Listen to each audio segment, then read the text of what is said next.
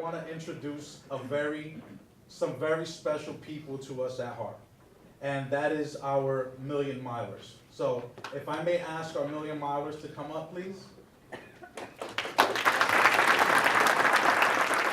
Our million milers have gone over 1 million miles without a preventable accident. That is the equivalent of going to the moon and back around 2 times. And one of them is a part of the 2 million mile club. So please,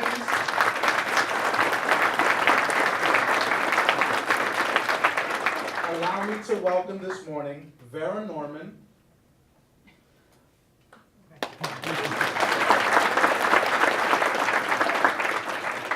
Barbara Jones, and Carlos Duran, which is our 2 million miler.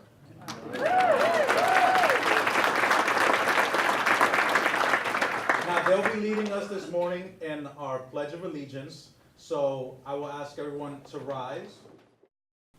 I pledge allegiance to the flag of the United States of America and to the republic for which it stands, one nation, under God, indivisible, with liberty and justice for all.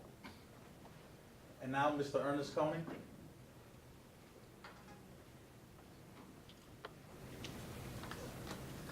Good morning. Good morning. Before we begin, I'd just like to say thank you to HART and this great CEO, Katharine, for partnering with the CDC of Tampa to help recruit great talent and also to provide compressed natural gas training as well. Let's turn our attention to God. Dear Heavenly Father, we come to you right now on behalf of all these gathered just to say thank you. Thank you for blessing us with life, health, and strength. Thank you for blessing us to be vessels of change in this great community called Tampa and Hillsborough County. Thank you for blessing us to be exceptional, an exceptional country, an exceptional county, and an exceptional city. Thank you for blessing us with leaders who believe on being servants and not only just spoken leadership as well. Thank you for blessing the work of the hands of HART as an organization. Bless all those who are in HART, from the janitors to the million milers, to the middle management, to their CEO, to their board. Thank you for allowing HART to create economic opportunities for all residents. Thank you for letting them provide hope, dignity, and possibilities of a greater life. Thank you for blessing them to help improve people's qualities of life. So right now we just pray that you continue to keep all these residents, continue to keep your hand on HART. In your holy name we pray. Amen. Amen. Congresswoman Kathy Castor's office, we have Chloe Coney and Marcia Mejia.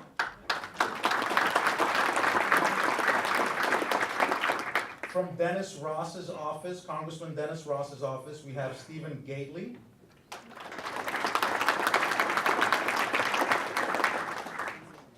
Of course, we have our State Senator Jeff Brandes.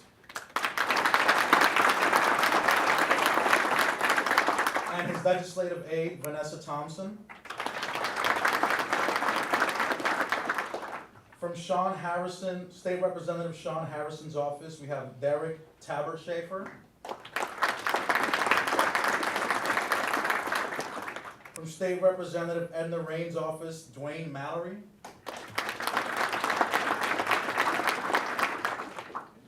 With State Representative Dana Young's office, Gloria Perez. And Melanie Hoyt. We also have our Hillsborough County property appraiser, Bob Enriquez.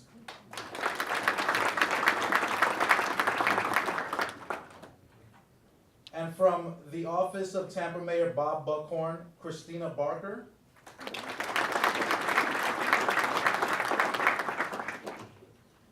We have the chairman of the Tampa City Council and our HART board chair, Mr. Mike Suarez.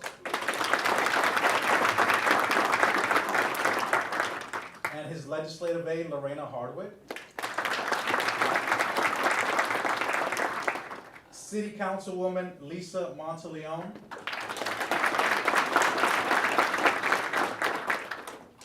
And her legislative aide, Mr. Chris Berg.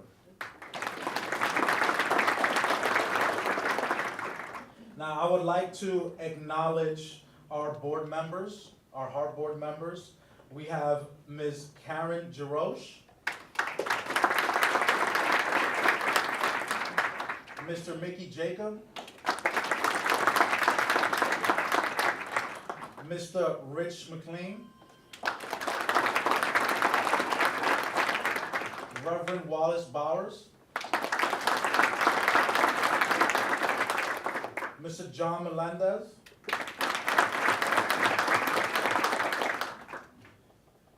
I would also like to acknowledge the CEO of our transit partners across the bay. So the CEO of PSTA, Mr. Brad Miller.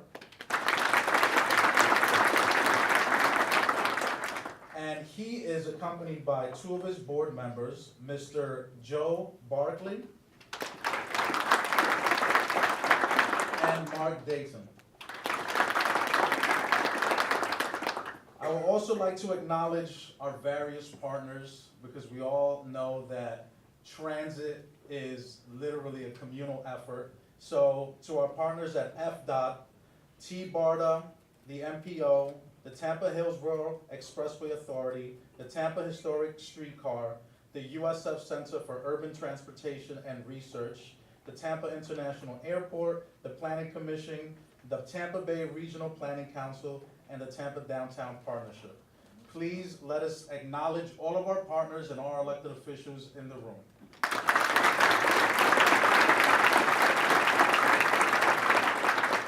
And also, if you're a candidate running for office, please stand so that we can acknowledge you as well.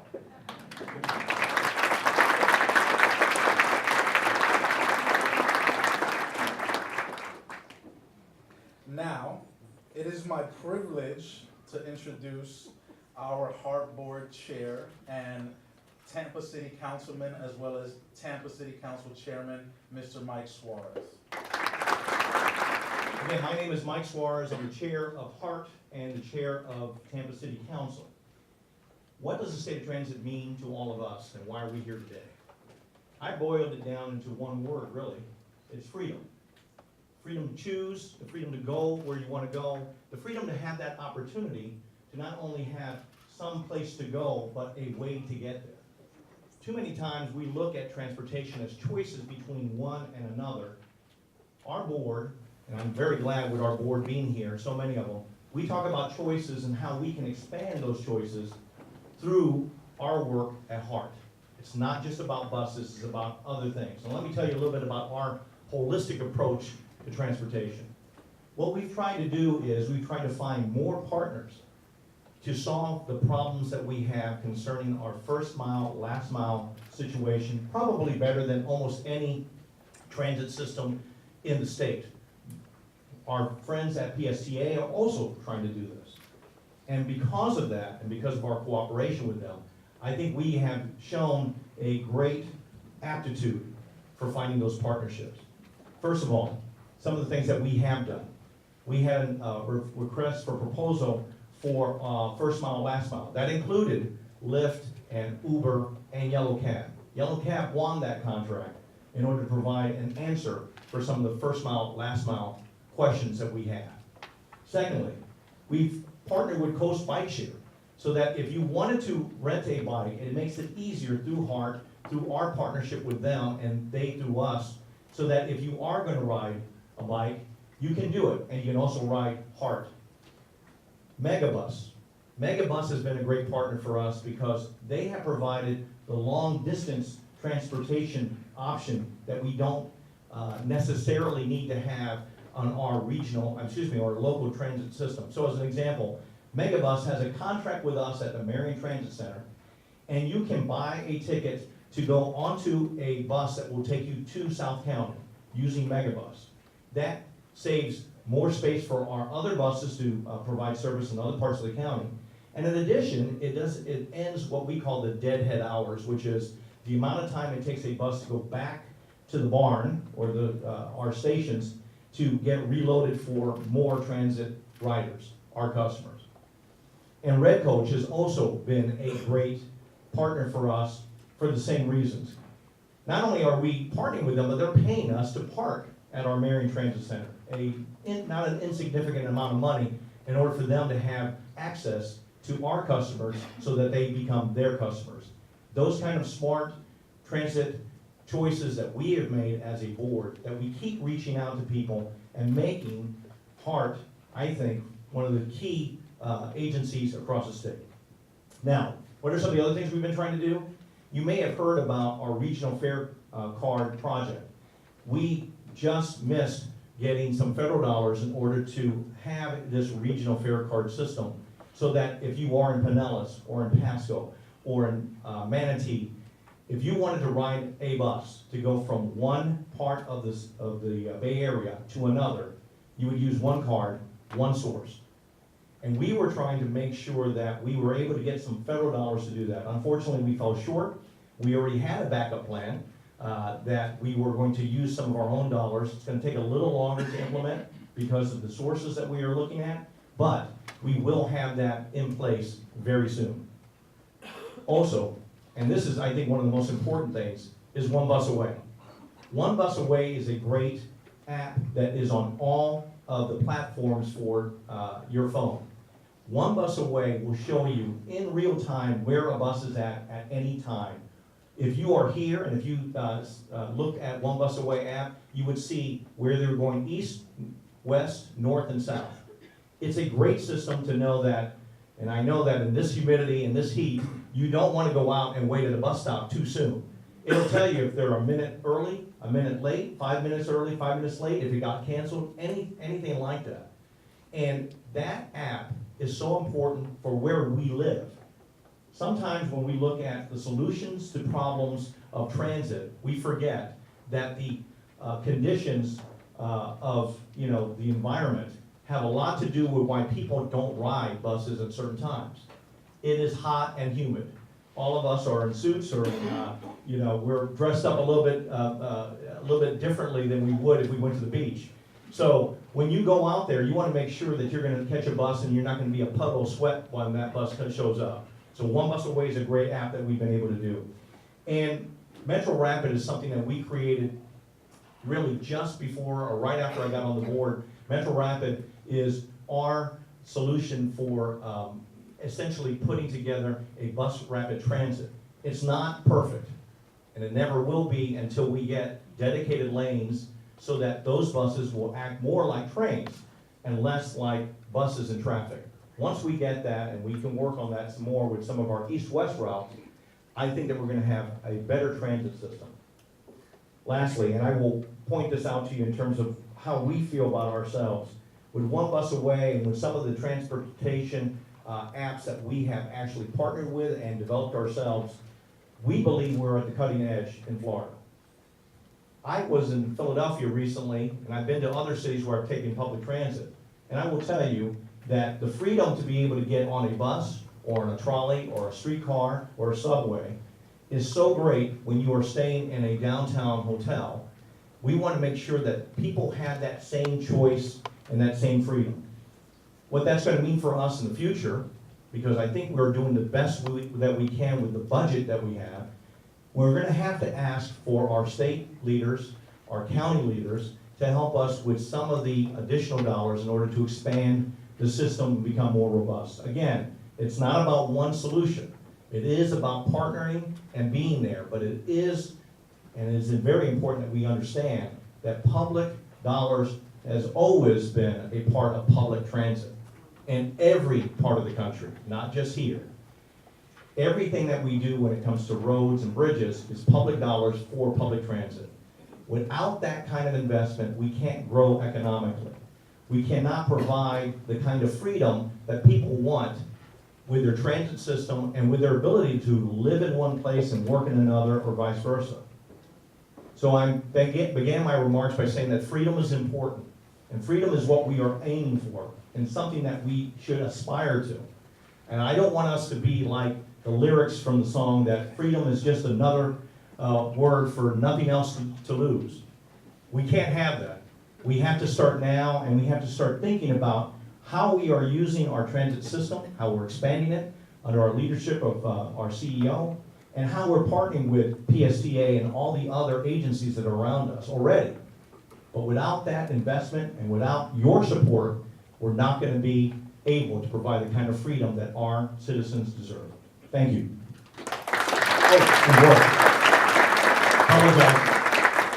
I'm also here to introduce our state senator. State Senator Jeff Brandis is not only represents District 22, which may be 24, I think it's coming up if you win re-election, sir. He is also the chair of the Transportation Committee in the State Senate. He's been a great help to us, a great partner, and he's been a great state senator. Jeff Brandis. Two areas I really want to talk through are Uber and Lyft and where that's going and the world of autonomous vehicles that we're entering into.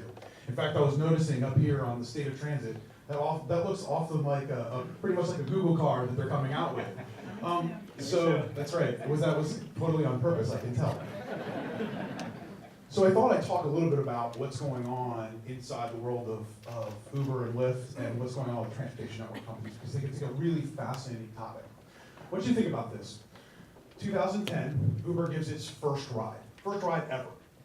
All right?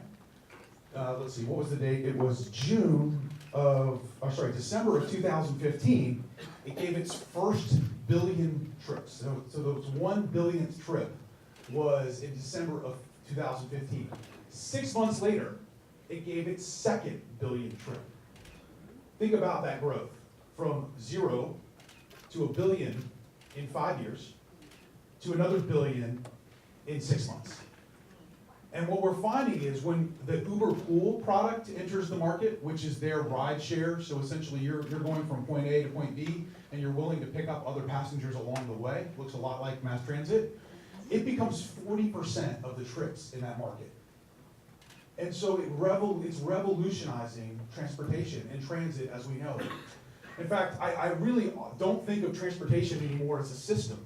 I think you have to think of transportation and transit as an organism, because we are living in the most exciting time since the pioneers met the Model T. Since horse and buggy to the Model T, that's what we're going to experience in our lives in the next few years.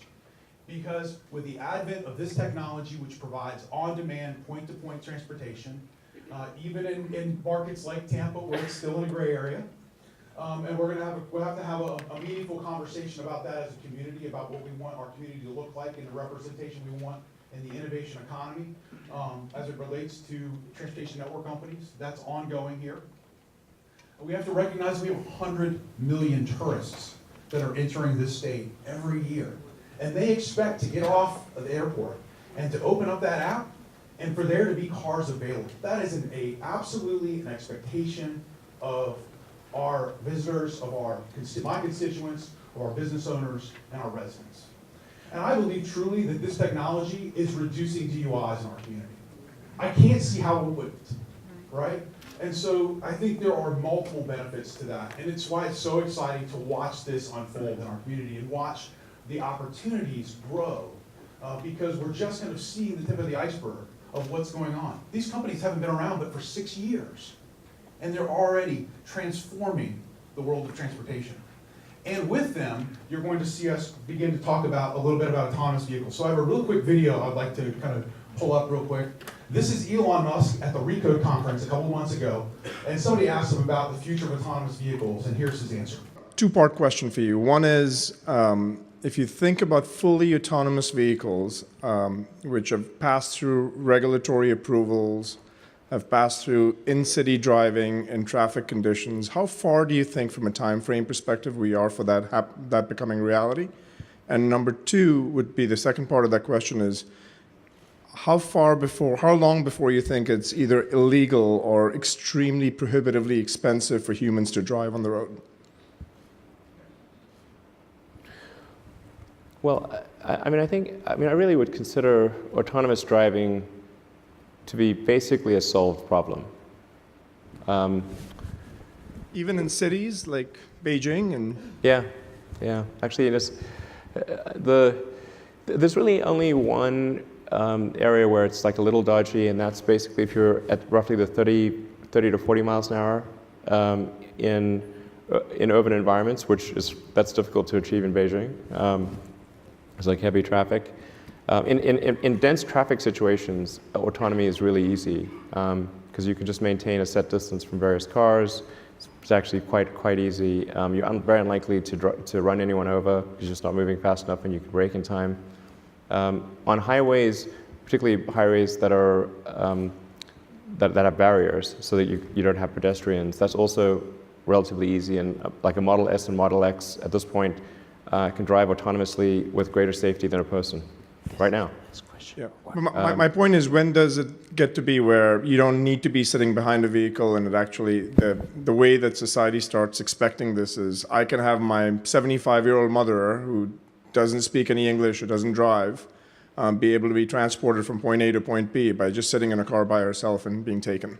I know it's technically possible, but how far do you think the regulatory approvals are for that happening? I think we're basically less than 2 years away from complete autonomy. Wow. Wow. Complete. Safer than a human.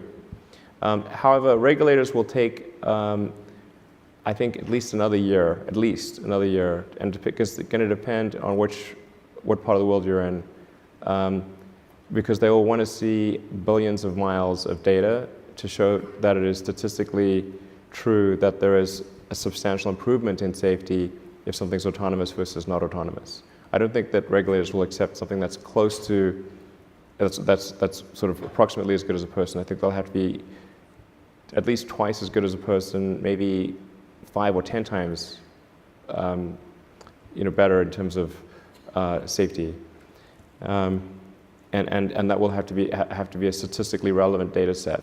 And that's the reason I brought that, was to really show you how quickly this world is evolving as it relates, and how we have to think of transit as an organism, that we have to be open-minded to a lot of different options. And I think what HART has been doing with the opportunities with Red Bus, with trying to look at the first and last mile problem, are fundamental issues that transit has been grappling with since the beginning of transit.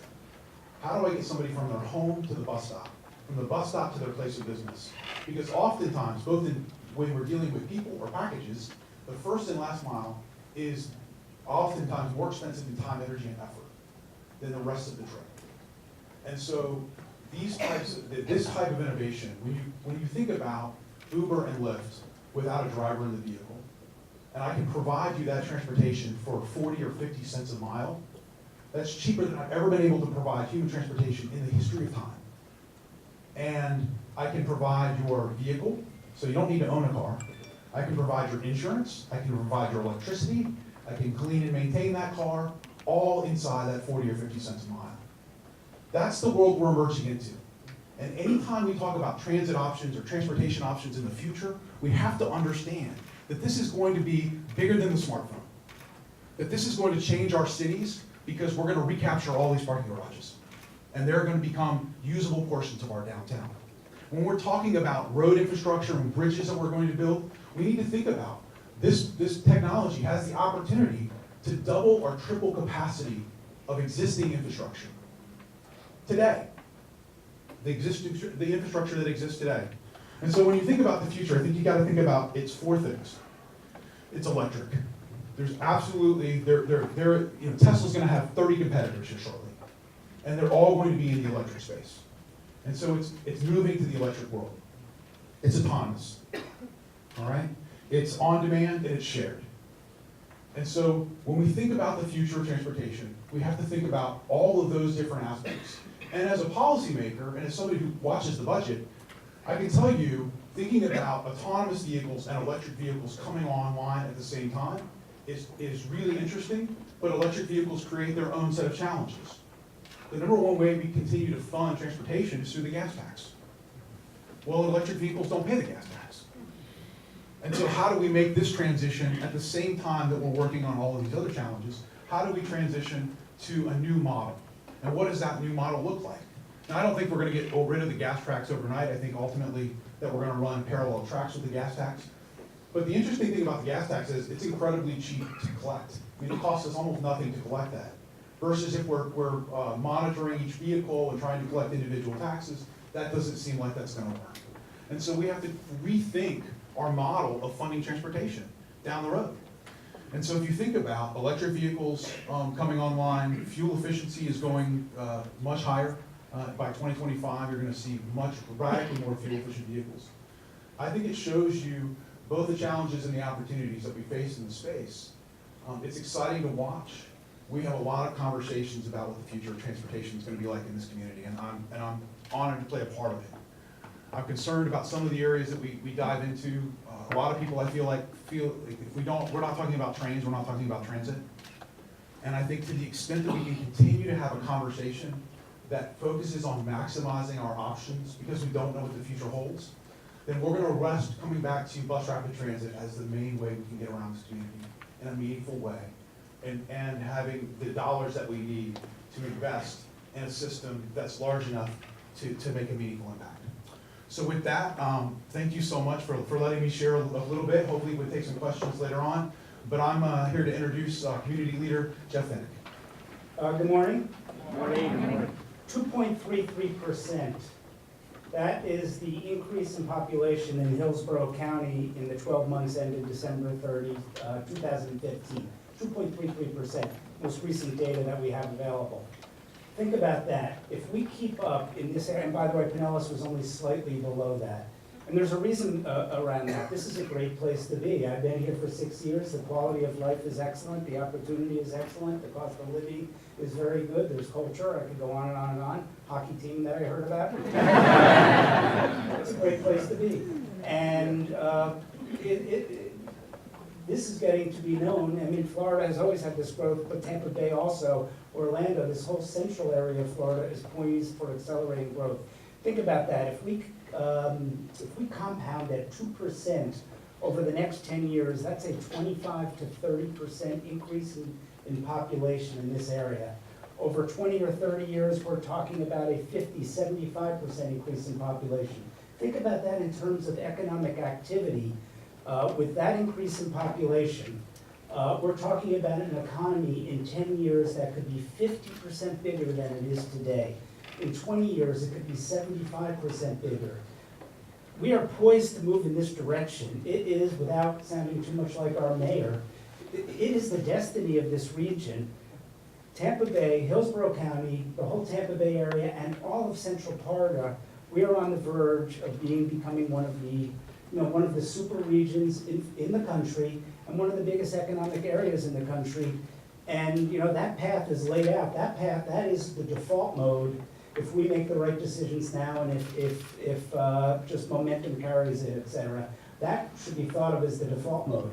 And by the way, if I were sitting in front of, this is kind of funny, I think, if I were sitting in front of 10 Big 12 presidents and the commissioner of the league, I would be making the exact same argument right now about why they need to bring USF and probably UCF also into the Big 12. I'd be making the exact same argument. But I think I was brought here to talk about transportation. But I'm glad to get that plug in. So we think about that level of economic activity. Now you can have an honest, genuine discussion right now. Is that where we want to go as a region?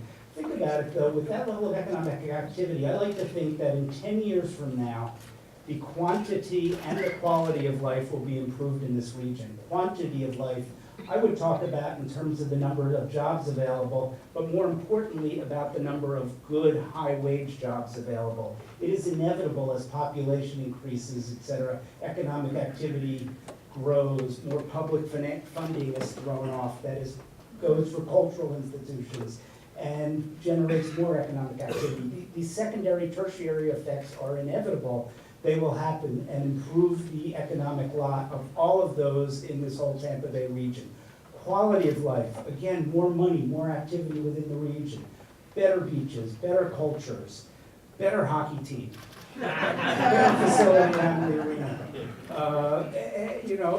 and more activity, more choice, more freedom, as was talked about, et cetera. Just better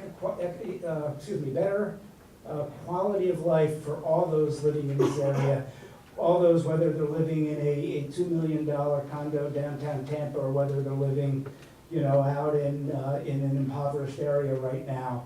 Hopefully, with economic activity, that boat lifts all tides. That's the real objective here, is when I think about it. Now, to get from point A to point B, clearly, we've got to move people around, and transportation is perhaps the most critical aspect in terms of where we will be in 2026 and where we will be in 2046.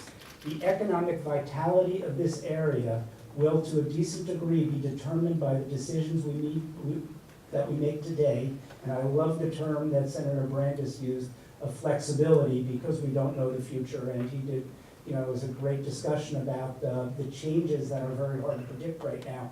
We do need to have that flexibility, but we also need to be examining and analyzing and having the discussion right now. Obviously, there have been some failed referendums over the last several years in this area. The good news is that we're discussing transportation. We need to discuss transportation more. We need to discuss transportation more loudly. We need to have more studies done. I'm extremely encouraged, and we need to look at it on a regional basis. I'm extremely encouraged that HART is about to undertake an 18 to 24-month study looking at transportation from a regional basis, funded by FDOT. I'm very encouraged that within downtown Tampa, a study is going to be underway looking over the next year to 18 months about the streetcar. And can we make that into a better mode of transportation and move people around? When we look ahead again for the next 10 to 30 years, I'm an all of the above person, and that means we've got to examine, we've got to analyze, we've got to think about every option out there. We've got to think about light rail, we've got to think about bus rapid transportation, we've got to think about using the water and ferries, and we have an experiment underway that's going to start soon, which is a good first step. We've got to think about how we make our local roadways and our highways better. We've got to think about ride sharing, clearly, which will become more and more important, and autonomous vehicles, and how do they play into this, et cetera, and what they really do to the capacity of roads. It seems like they would create a great deal more capacity. I am encouraged. I'm not here. Is that diamond? I talk to companies all the time about moving down here and moving jobs down here, and we're gonna. Is this working? No. Can you hear me? Yeah. Okay. I talk to companies all the time, and all over the Northeast, the Midwest, Canada, about bringing jobs down here, et cetera. And we're going to have a great deal of luck, and it's going to build on itself over time. But the number one question, I think 10, 20 years ago, it used to be about our education system here. There's a great deal more comfort with our education system, both our public education system, our college education system, and the quality of grads that are being pumped out in Florida, et cetera. But the number one question is clearly transportation, and how are their employees, we're building a district downtown, how are their employees going to get downtown? What means of transportation? They want to be in urban environments, or they may want to be in rural environments. Transportation is the biggest question they have on our minds. We need that process, we need the discussion, we need to come up for a vision for that, about how we will be solving that problem in this area over the next several decades. I talked about on a regional basis, I talked about on a local basis, how important it is to think about all that. I'm not here to advocate right now. I'm not smart enough. I haven't done the work. I don't know. These are very detailed studies that are going to be underway. I am not here right now to advocate for any particular mode of transportation, nor any particular ability to finance it, means of financing any particular mode of transportation. All of this should be on the table. I am here to advocate for the process and moving the process along, moving the conversation along. As a community, no matter where you live here and what your economic situation is, we need to be thinking about this. We need to be looking at it in great detail. We need to be learning, making good choices, and figuring this out over the next several years, so we can meet we can meet the demands, transportation-wise, of an area that is poised to be one of the top 5 economic powerhouses in the country in 20 or 30 years. We can get there, but transportation's got to be a very important means and a very important part of that discussion. So thank you for the time. It is my honor at this point in time, now this is working. It's my honor at this point in time to be able to announce that we're going to see a video. After that, we will all welcome up here our CEO, Katharine HART, who will be delighted to say a few minutes. Transportation is key to regional economic development. And when comparing Tampa's per capita spending in transit between Atlanta, Dallas, Charlotte, and Jacksonville, we do more. Hillsborough Area Regional Transit Authority services approximately 1,000 square miles, nearly the size of Rhode Island. We drive over 9 million miles per year. That's 19 round trips to the moon. And we've created countless innovations along the way, such as flamingo fares, Hyperlink, the nation's first to offer transit-operated rideshare service, and One Bus Away, providing real-time departure info with native apps and a dynamic planning feature. HART was even first in Florida to push live data into the Google Trip Planner. To improve our environmental footprint, our entire fleet is transitioning to compressed natural gas. And we're ISO certified in environmental sustainability. HART is also leading efforts to advance transportation options and public-private partnerships.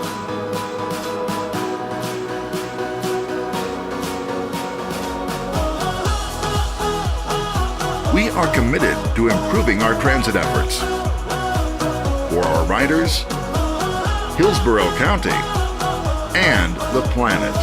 Join us, and together, let's go beyond the bus.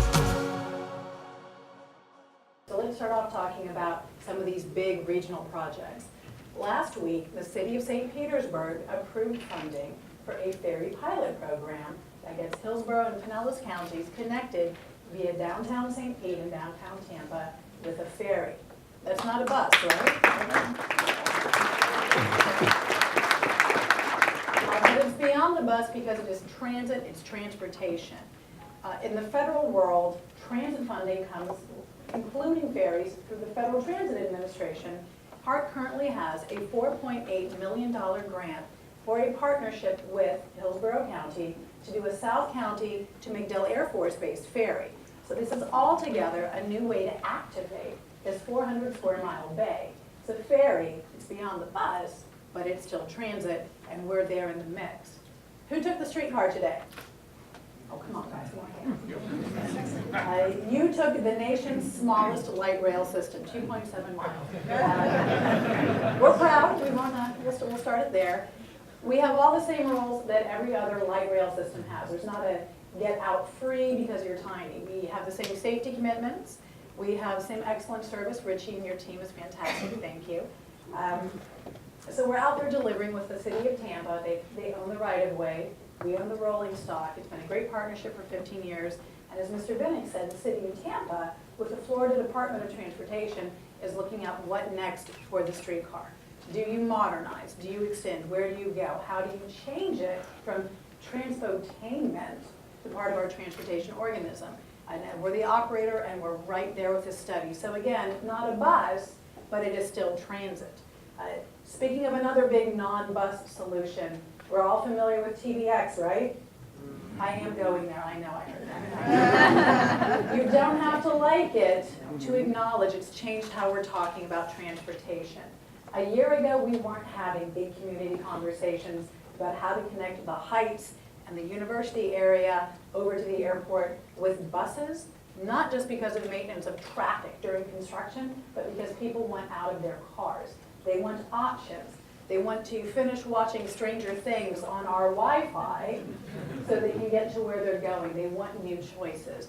HART is a partner. HART's been at the Suarez, and HART will be there literally on the street with the service to keep you out of traffic when all of this is going on. Again, beyond the bus, but it's transit. It's all pulled together. Regionally, though, we've got TBX, our big program. Regionally, we've got studies we've done in Hillsborough. We have the 2010 HART alternatives analysis. Pinellas has a 2014 study. My life doesn't just live in one county. Does yours? It's not too long. We don't. We're regional, right? So it's time to take our smaller studies knit them together, and come up with a regional view of premium transit. And I'm pleased to announce that next month, HART Board will award a premium transit study with a start date of October 1st. For us bureaucrats, y'all, this is fast. And 18 to 24 months later, we will know what the next steps are. We'll have corridors, and we'll be talking about a whole bunch of different technologies for a regional solutions for regional lives. So you should take a few things away. First, we're kind of busy, right? We're doing a lot. We're getting a lot done. Second, when it comes to implementing, you've got teams there that are looking at our regional solutions already. Third, HART is beyond the bus. You're already beyond the bus. Now let's make no mistake, we have an excellent bus and van game. Do we have an excellent bus and van service? The Federal Highway Administration says we will average individually 13,406 miles this year. I would drive for 74.4 years to hit Vera and Barbara's driving record. I would drive from 16 to 90 with no accidents to hit this 1,000,000 miles. Mr. Duran's 148.8 years. I didn't get through my permit without an accident, right? I'm disqualified. It's the foundation of this excellent work with great teams. Kim Lee is in here, wave your hand. Customer service, getting folks where they need to go. It's an excellent team that brings us excellent service. And how excellent are we? Well, from 2010 to 2015, ridership went up 20%, fare box recovery went up 25%, service on the street only went up 4%. It's an outstanding achievement. We were well ahead of national trends. How do we compare? You saw the numbers for Jacksonville. In 2014, HART did about 15 million trips. Jacksonville, with that much extra money, did 11 million. Another way to slice it in 2014, about 15 million trips on 189 buses. Cincinnati did 16.6 million trips on 350 buses. So no way that you look at it avoids that we are effective and we are efficient. We are dominating this game. Are we constrained? We are constrained. You saw the money.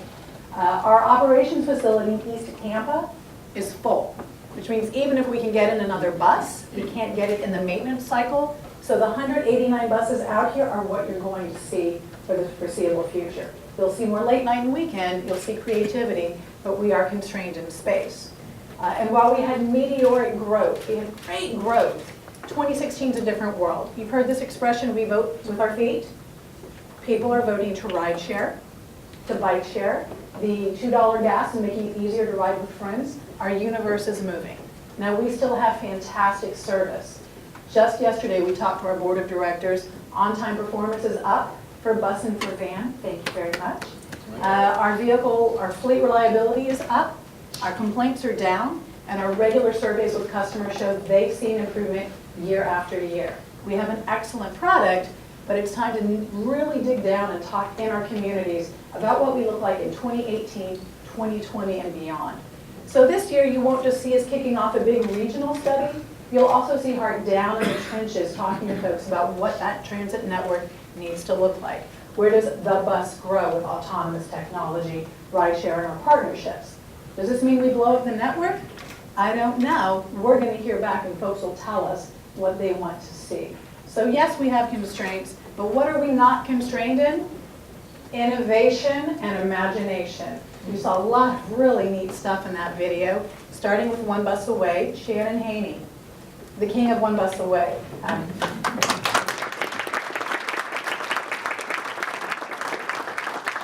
Shannon is on the international board of directors for One Bus Away, which is how we've been first in so many of these technologies. We were the third property in the country to add this.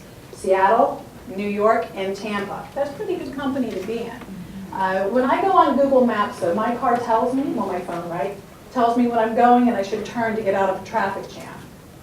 One Bus Away brings you the same thing into your bus trip. So if you're on the 36 on Dale Mabry and you're going to miss that connection in Hillsborough and Hines because it's a hard connection to get across the street, now our trip planner will tell you stay on the bus to the Route 7 at the next transit center.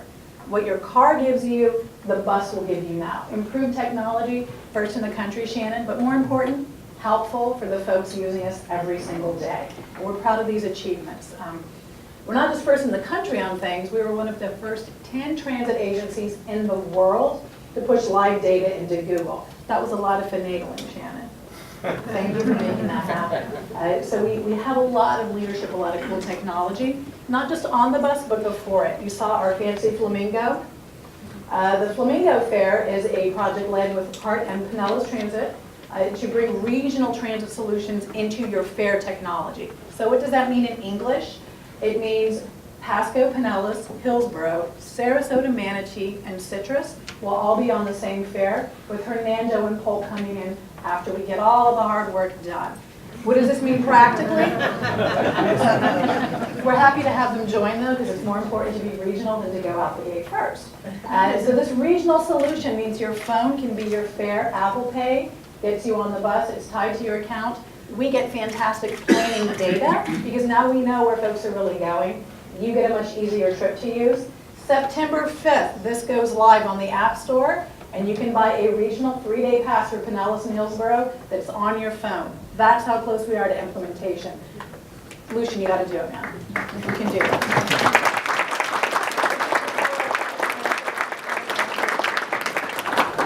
And our innovations don't just limit to service, though. You saw that we are ISO 14001 certified. It's not a Dilbert joke. It is the highest level of environmental stewardship you can attain in the world, on the planet. What does that mean for our transit agency? From 2013 to 2015, those 3 calendar years, our service on the street went up 7%, our electric consumption went down 5%, and our carbon footprint shrank by 16%. More service, less carbon. Whether you want to save the planet or save money, the less we consume, the less we spend, and the cleaner we are. It was a huge accomplishment. You've heard us talk about state and regional. This is national leadership. 13 transit agencies have this certification. The big guys and Tampa. So Thomas Jones and environmental team, thank you for making this happen.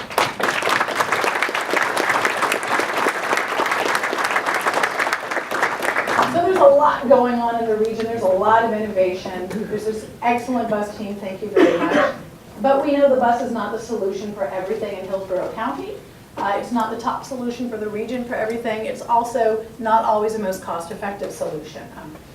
I was on a panel with Senator Brandis in 2014, which you probably don't remember. It was a big deal for me because I got to be the state senator. And the senator referred to rideshare as a competitor for transit, but a good competitor. And I said, you don't normally disagree with a state senator in my line of work, and keep your job or keep your microphone. But it wasn't the competition. That rideshare was eating our lunch in a different market, and it was our job to find a way to integrate the success of rideshare with what we did well and get those private partnerships out on the street. And for 2 years, we've been doing that. You saw the video talk about it. You heard Councilman Suarez. Red Coach and Megabus are downtown with Coast Bike Share. You can catch the Megabus in East Hillsborough County 7 days a week with leather and Wi-Fi and come in a private partnership. That service wouldn't exist if we didn't have it with Megabus. It would not exist. Wi-Fi there, Wi-Fi throughout the fleet, again, so you can finish Stranger Things. I'm not doing spoilers, but we need to talk about Hopper. If you watch it, you know what I'm talking about. And that's what we can bring back to you through these private partnerships. So our friends in Pinellas are doing really awesome things with rideshare, not that we're jealous. You're working very closely with Uber, you're getting national press, you're leading the nation in these great solutions. And it's something that we clearly can't do in Hillsborough County, but we can work together and learn from success. We initiated a pilot program in January with the Yellow Cab. Our patrons with disabilities can get same-day service. With us, it's a book a day in advance. We still do this, but for flexibility with our private partner, call the same day, get your trip, get home before your popsicles melt. It's a fantastic addition that wouldn't be possible without private partnership, and that's the way in which we've been going. In rideshare specifically, again, we have our constraints in Hillsborough County, but that's not stopping us. By the end of the year, you will have HART Hyperlink, the nation's first in-house rideshare from a transit agency. Our partner is Transdev. They're an international firm with 48,000 vehicles, and they are so committed to this project. We're getting a great deal because they know once it's successful here in Tampa and Hillsborough, it's going to Jacksonville. It's going to Birmingham, Austin, Amarillo. It's going nationwide. We have a fantastic partnership, so what you'll get at a transit hub is an app where you can summon a vehicle and you pay a flat $3 fare and you can go up to 3 miles. If you don't have a smartphone, you can call customer service, you can pay cash, the vehicles are accessible. So it brings you the benefits of transit, a flat fare, schedule reliability, with the flexibility and the new technology of rideshare. We are committed to getting this in, and it's going to start in the university area, the Innovation District, expand to Brandon, and then up to Northdale, and we'll take our success on the road from there. In getting up to really aspirational, we currently have an application in with the Florida Department of Transportation to be the autonomous vehicle test bed in Florida. That's unique in the country because there's nowhere that autonomous vehicles are in traffic. We're going to go first. We're going to go slow, but we will be going first if everything aligns for us. But why is this all important? So great buses, we love them, they're great. Regional focus, innovation and technology. What does it do when it comes together? We all talk about the patron getting off the plane, landing, and now they'll have that app, right? That gets them to their hotel, that gets them to their BRT in Clearwater, and then they can get on a ferry, they can come to the Lightning game, right? Because that's a great hockey stadium. We're bringing you a future where that traveler can do that, but the person who lives in Carrollwood, who works at Amelie, can walk out the door at the last possible minute after making sure that her children have breakfast and no mulch in their noses, and she can get to work. Because, not that the mulch has anything to do with my personal life, but this and this will happen with very targeted, innovative, driven transportation. But we're talking about a future where the student at Lato knows that he or she can stay after school for football, or tutoring, or chess club, or whatever it is that they're doing, and they can get home quickly and reliably, and then they can eat a huge dinner, pass out, and do it again the next day, because they've got transportation solutions, a combination of a bus, a bike share, autonomous vehicles, ride share, things that don't even exist now. That's the vision, that you can take advantage of all the things that make Tampa Bay amazing, and you know you can get there quickly and reliably because your partner has you covered. So we're going beyond the bus, and I want you to go with us. Hit us at beyondthebus.org, that's our blog. Beyond the Bus is your hashtag with Amazing Transit, and I'm on Twitter at Ms._Eagan. Thank you for your time.